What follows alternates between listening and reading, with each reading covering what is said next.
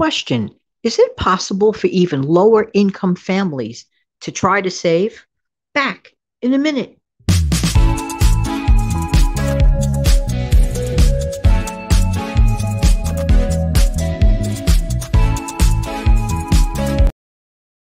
Good morning, sunshiners. How you doing today? Hope that everyone finds this audio video doing well.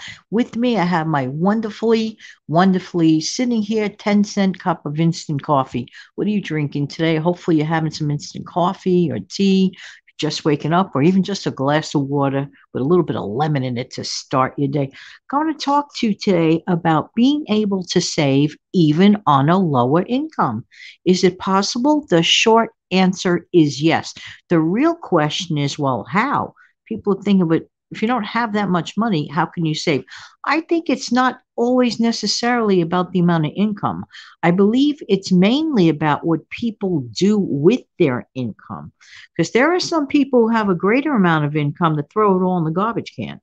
And there are some people who have much less income but know what to do with it and still manage to save. You see my point here? All right. So I'm going to give you some practical tips and best ways to start. Now, the number one best way to start, because we have so much flexibility in our kitchen, so much. And a huge mistake that people make is they do not cook from scratch. That's right. Now, some people might say, oh, it's so much work. If you can figure out a way to organize a couple of hours on a rainy afternoon or on your weekend or whatever, pop on your favorite videos in the background, like yours truly. Listen to some other shows or whatever. I'm goofing, of course, but you could get a heck of a lot done in the way of scratch cooking. And this is another thing that's really important. I don't know when this started, but it started. I know this when I was a kid. You made what your mother and father ate, and there was no such thing as a choice of 10 options. You had what you had. Now, I know it sounds a little bit like, oh, that sounds so old fashioned. Well, maybe there was a method to their madness, like saving money, or maybe that's all some families could afford. Let's think about that for a minute. So, in my opinion, it is not the greatest idea to cook separate meals for each individual. Now, there are exceptions, of course, like if there's a person that has an allergy to a certain food or whatever. But for the most part, there was no question. It just, you made what your parents had, and that was it. So, in my opinion, the best way to start is to cook from scratch. That saves you a ton of money. So, cook and serve those meals family style. Avoid eating out as much as possible. All right, it's one thing to eat out one time a month. Fine, a little treat. I get that. Everybody needs a little treat, a little change of pace. Not an issue. But if you're a low income family and you're trying to save, you get where I'm going with that. Next, and the other thing that people do, before I forget, sometimes people use dining out as a form of entertainment. Why not find a free alternative to entertainment instead? Doesn't that make much more sense? I think it does. Next, toss the idea or throw the idea of impulse shopping out the window. You might feel the impulse to shop for that thing, that shiny new penny that I always refer to. Keep your eye on the prize of keeping your money and watching it grow. Does that instant gratification for the shiny penny last long? You'd be amazed at how quickly that shiny penny starts to tarnish. I really mean that. Think about that for a second. Next, buy the things that you need with cash. Skip on the idea of utilizing your plastic. It's so easy, it's so convenient. Let's say about even 60, 70 years ago, not everybody had a credit card. Okay? Where today almost everybody has a credit card or some form of plastic, whether it's a credit card or a debit card. People have very, very quick access to their cash. Back in the day, you had what you had, you spent what you could, and you saved what you could. It's just that simple. But now I'm not sure if that access to our cash is necessarily or hasn't necessarily been a great thing at all times. I I'm not sure about that. Sometimes I think not really. Maybe it was better to just pay for everything with cash. I do believe that. So throw the idea of impulse shopping out the window. Keep your eye on the prize of savings and buy the things you need with cash. Skip that idea of plastic. Again, only get what you need. Keep in mind that these people that I'm referring to are low income. Could that be you? If you're a low income family, you could be a low income family of one. You could be a low income family of three. Just saying, just saying.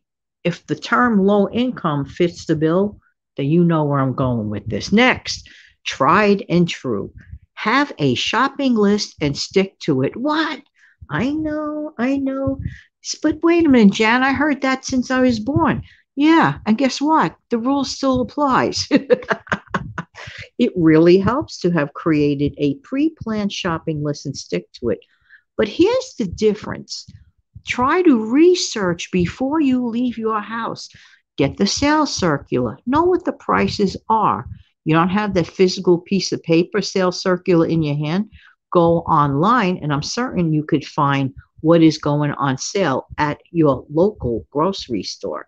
By following just simple steps, you would be shocked and amazed. Not to mention, because a lot of things, prices have changed since even 1 year ago.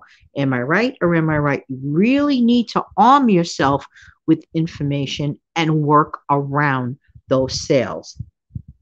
So by following the store calendar of events, you can save. Next, pay off your debts. Now, I did a whole show about debt repayment. Okay, that's that's really important.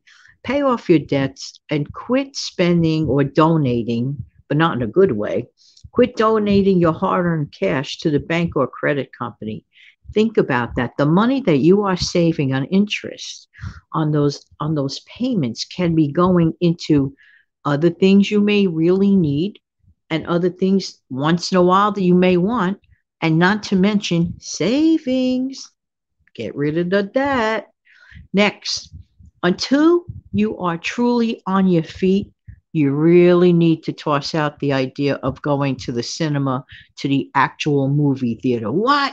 Going to the movies has become a very expensive thing now. When I was young, okay, I'd rather go to live plays. This is what I used to do when I was young. I used to love to go to Broadway theater shows, okay?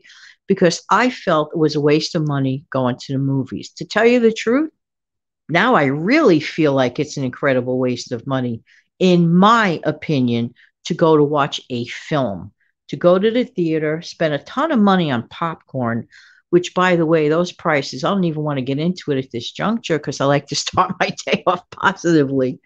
But until you're on your feet, dismiss, in my opinion, get rid of the idea of going to the actual movies. Furthermore and beyond, with all the availability of great movies at your fingertips, why would you want to spend that money on gas? Why do you want to sit in the theater? I know some people feel it is an experience, but not while you're low income. While you're low income, you have savings goals, okay?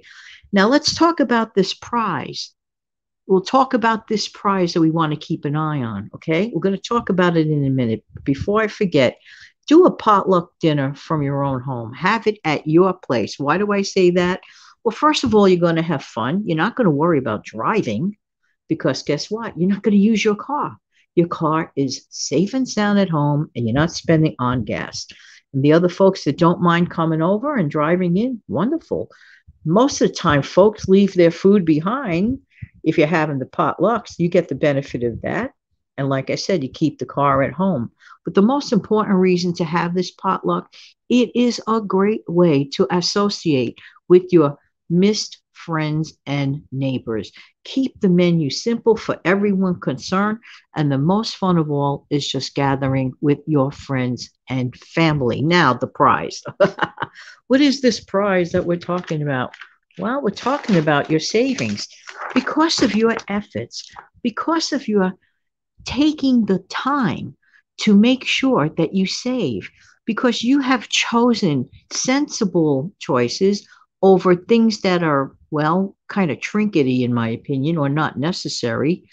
You should be very proud of yourself as you watch your savings grow. Consider creating what I call a cushion fund. Now, I'm not talking about the standard emergency fund.